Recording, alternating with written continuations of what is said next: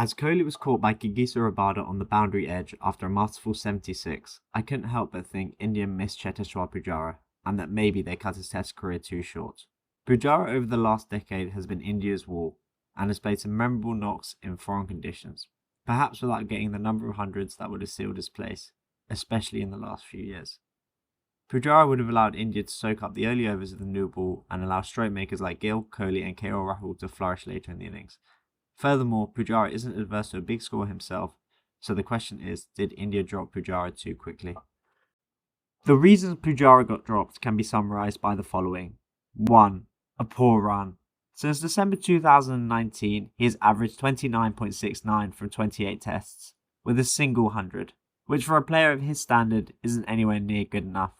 However, whilst there has been a dip away from home, we can see how much India's policy of producing spin-friendly tracks has harmed his ability to score runs at home, with an average of 25 from 10 tests, and he hasn't converted any of his starts into 100. 2. Scoring too slowly. Much has been made of Pujara scoring too slowly, and he has often played drop anchor innings on tough pitches. Pujara took an extraordinary 54 deliveries to get off the mark, the milestone cheekily acknowledged by his teammates and the man himself. This type of play hasn't been favoured by team management, and he was dropped twice. Once in 2014-15 in Australia, and secondly in 2016 in West Indies, for this exact reason. 3. Making way for younger talents. India's middle order for the last 10 years has revolved around Pujara, Kohli and Rahane.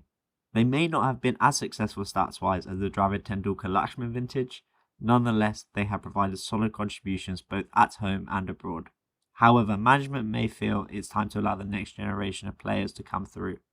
But at 35 and only playing Test cricket, Pujara still has a few years of cricket left in him and could provide a springboard for future talents. Then we have to ask, was it fair to drop him? We've seen tough pitches at home and abroad. Much has been made of his record in the past 3 years, and whilst he hasn't maximised his opportunities, especially only converting 1 of 12 50-plus scores, he has also had to bat on some of the toughest pitches. With 16 tests in South Africa, Australia, New Zealand and England, and 10 in India on spin-friendly tracks. However, let's quantify this and see what the stats say, and we'll see how the team has done since 2019. Batting both in India and in South Africa, England, Australia and New Zealand since 2019 has been difficult. We can see this as the number of hundreds per game by Indian batsmen has almost halved when compared to the 2012 to 2019 period. Also, his runs for Sussex and his domestic form has not been factored in. Pujara has proven his ability in the county championship, and regardless of how tough test match pitches may be, there is still undoubted quality there.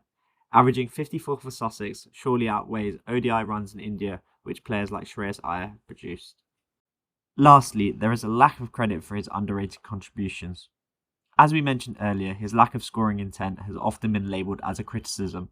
However, in tough conditions such as day one, it would have been useful to have someone to soak up 10 overs of Rabada, which we know Pujara can do. Innings such as 50 of 179 in South Africa in 2018 and his series in Australia in 2021, where he faced 928 balls, proved this. So overall, I feel Pujara has been hard done by. So why could India still do with Pujara? 1. Gill looks like he could do with a stint in the middle order. Shubman Gill is the heir apparent to Virat Kohli. However, with a middling average of 31.06 after 31 innings, I feel he is better suited to playing in the middle order, especially overseas.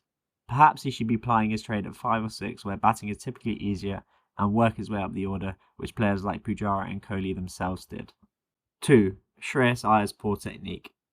Iyer is a curious player and reminds me a lot of another fan favourite, Suresh Raina.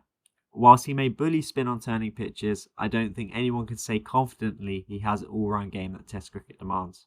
It's strange to me that a player with so many obvious flaws has been locked in for this position, when there are other more technically proficient candidates. Lastly, Pujara's ability. It's clear that despite difficult pitches, Pujara still has the game, and given a longer rope, may be able to provide a sure footing to allow players like Jaiswal and Gill to flourish by taking the shine off the new ball. To summarise, Pujara has plenty more to give to Indian cricket, and for me could have been the perfect foil to allow players like Jaiswal and Gill to develop into the players that can take Indian Test cricket forward. Furthermore, his ability to soak up pressure and history of big scores could help India win Test matches.